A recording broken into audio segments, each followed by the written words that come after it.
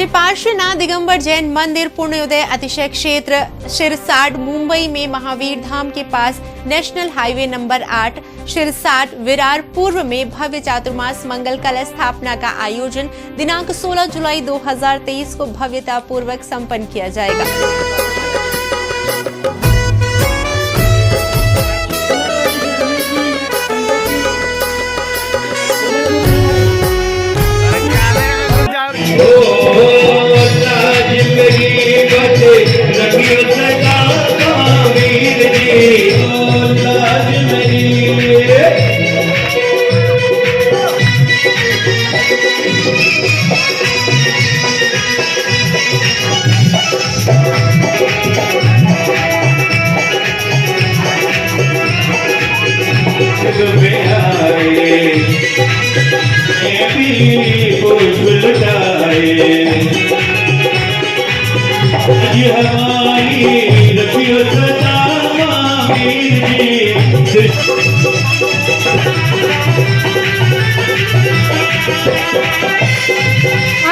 और माँ बनने से कठिन है साधु संत बनना।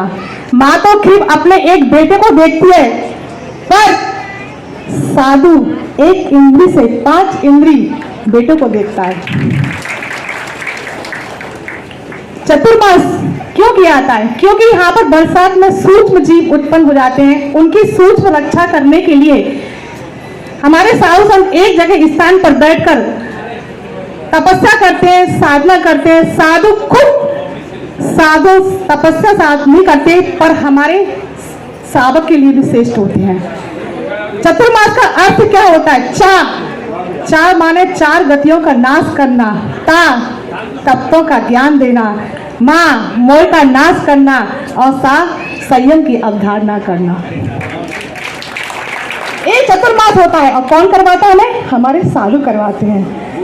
चतुर्मास सिर्फ साधु का नहीं होता है, चतुर्मास हम श्रावक को भी होता है।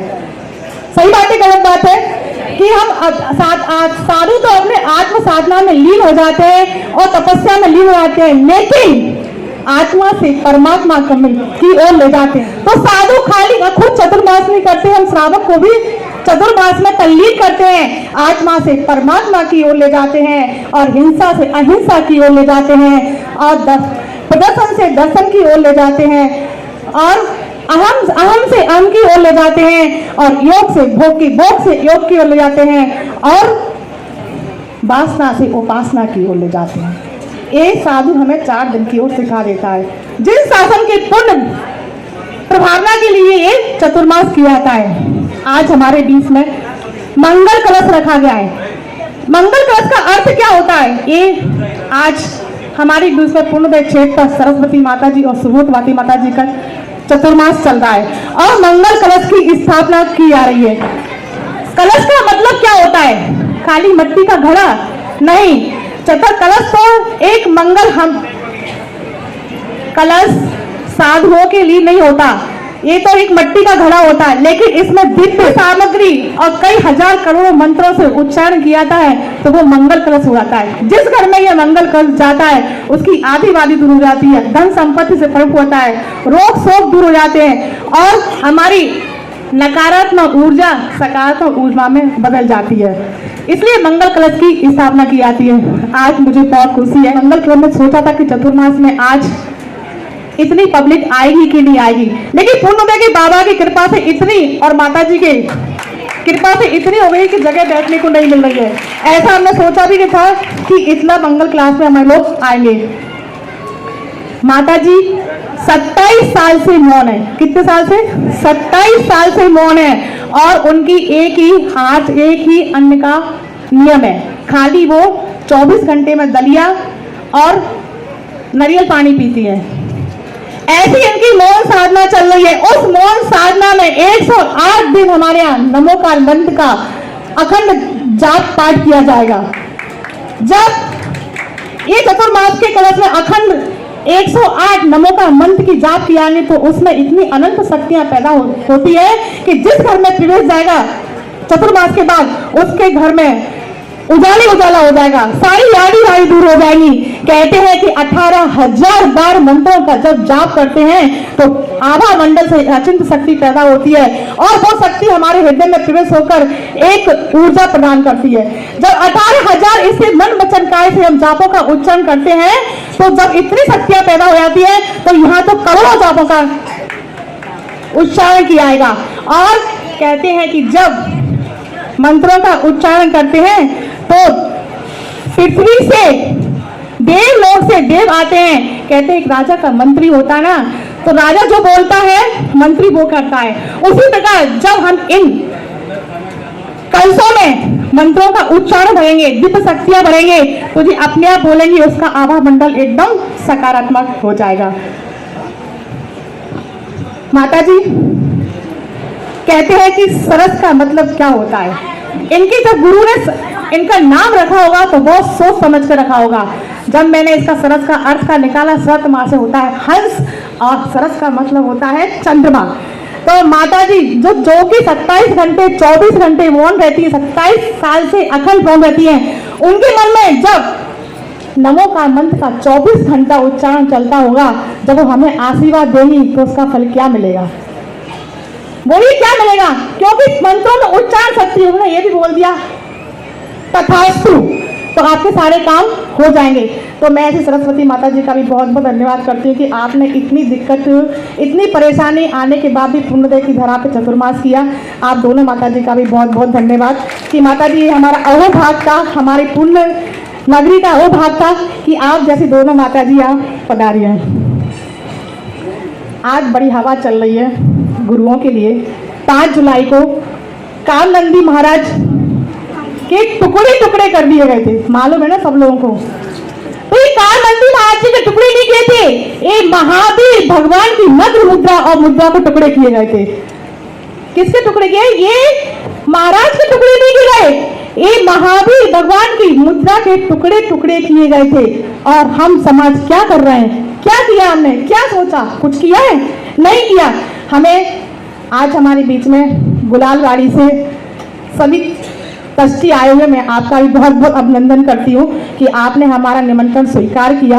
और जहाँ गुलाल गाड़ी लगा था तो वैसी पुण्योदय में गुलाल गुलाल आगे आए, सारे काम अपने आप हो जाएंगे यहाँ पर।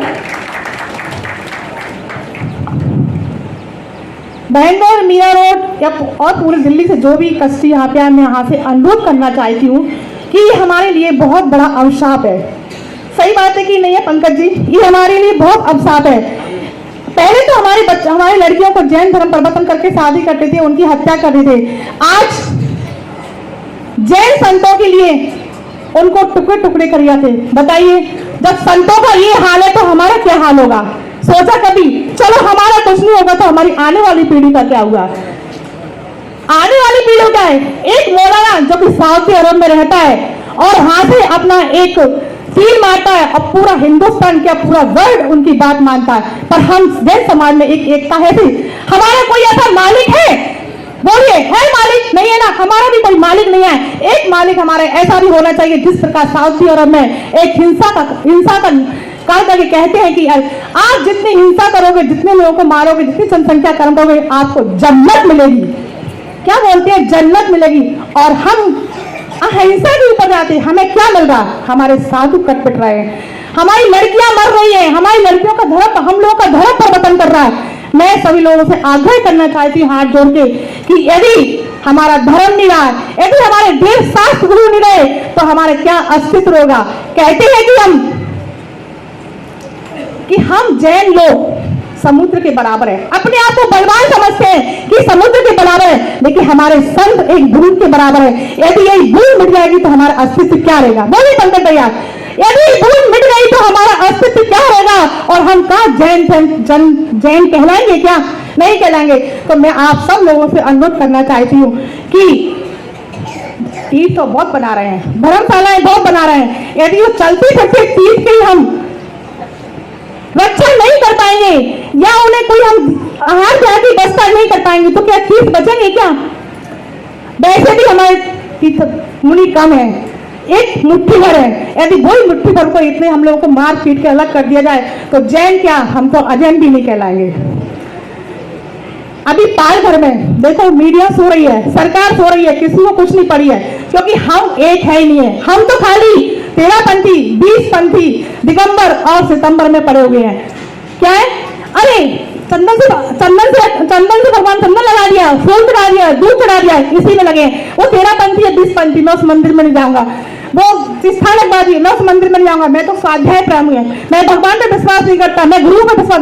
तो किस पर विश्वास करते हो? किसी में तो विश्वास कीजिएगा। यदि हम आगे नहीं बढ़े तो हमारा अस्तित्व मिट जाएगा। खाली हम त्रस्त जीवों की हत्या पे तो बहुत ध्यान दे रहे हैं। फूल चढ़ाएंगे तो त्रस्त जीवों की हत्या होगी, और जब पश्चिमी जीव मर रहा है तो क्या हो रहा है? पश्चिमी जीव की हत्या की है तो हमारा क्या हो रहा है? कुछ नहीं हो रहा है। मैं आप लोग से अनुरोध करती हूँ कि आप अभी भी जागो, उठो।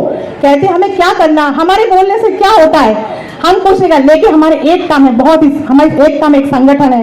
यदि हम सब मिलकर साधु के और साधुओं के लिए यार बिहार की व्यवस्था किया है तो बहुत अच्छा का। हम पंच कल्याण तो बहुत करते हैं, और पंच कल्याण में पैसा भी बहुत लाते हैं, और साधु को भी विराजमान करते हैं। और जैसे ही 10 किलोमीटर महाराज निकले, हमें कोई मतलब नहीं होता कि उनके भक्त आएंगे और वो आर बिहार करेंगे। सही बात है कि नहीं है? हम यही करते कि नहीं करते?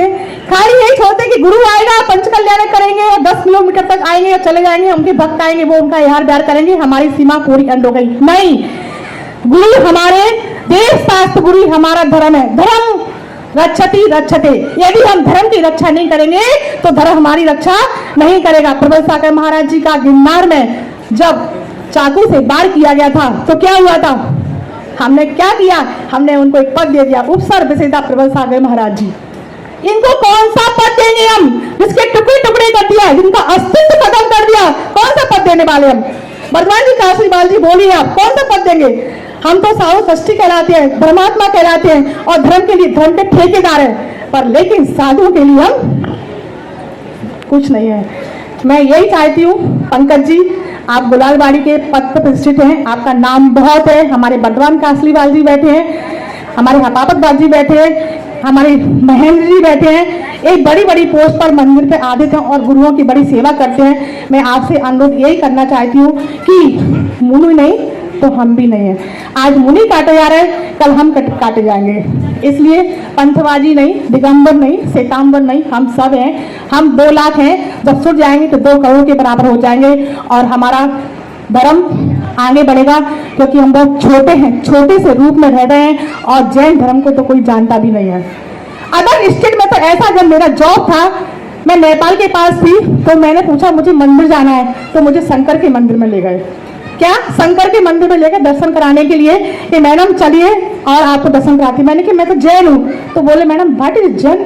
जैन क्या होता है बताइए? जैन रिलीजन को हमारा पहुंच है ही नहीं है, हिंदुस्तान में नहीं है, तो बताइए हम विदेश में कैसे अपना जैन का प्रचार प्रसार कर सकते हैं? तो मैं सब लोगों से यही कहती है, पंथबाजी में मत कहिए, हमें पथ रास्ता अपनाना है और अपने गुरुओं का मार्ग का सम्मान दिखाना है, आगे बढ़ाना है, और अपने पीढ़ी को भी आगे करना है। गुरु नहीं तो हमारा जीवन भी शुरू नहीं है, क्योंकि हमें मोक्ष के मार्ग को लेके लिए हम कहते हैं, आगम कहता है हमारा कि अहिंसा परमो धर्म। अहिंसा की तो बात हम करते हैं, अहिंसा परम धर्म, लेकिन जी क्या कौन सा हमारे साथ तो एक टाइम खाना खाते हैं, उपवास करते हैं, और किसी एक हिंदू जीव को नहीं मारते, तो फिर हमारे ऊपर ऐसा संकट क्यों है? हमारे ऊपर ऐसा दुख क्यों है? हमारे ऊपर ऐसे क्लास क्यों कह रहा है? क्योंकि हम शांत बैठे, हम चुप्पी लगा के बैठे हुए हैं। मैं सबसे फिर से अनुरोध कहती हूँ कि यहाँ आगम भी कहता है तीर्थंकर में बाहुबली और भरत के बीच में युद्ध हुआ था, तो बाबा अहिंसा नहीं हुई होगी क्या? बताइए कि अभी अहिंसा की बात करती हूँ तो क्या अहिंसा ही नहीं हुई होगी? वहां भी अहिंसा है। यदि हमें करना पड़े तो हम भी चाकू लेके निकलेंगे, लेकिन मारने के लिए, डराने के लिए निकलेंगे, हम भी वो करेंगे। यदि हमारे देव शास्त्र गुरु पर कोई भी ऐसा आक्रमण होता है तो हम अहिंसा नहीं, वहां हिंसा को भी धारण करने पड़े तो करेंगे, क्योंकि धर्म धर्म रक्षति, हमें धर्म की रक्षा करना है।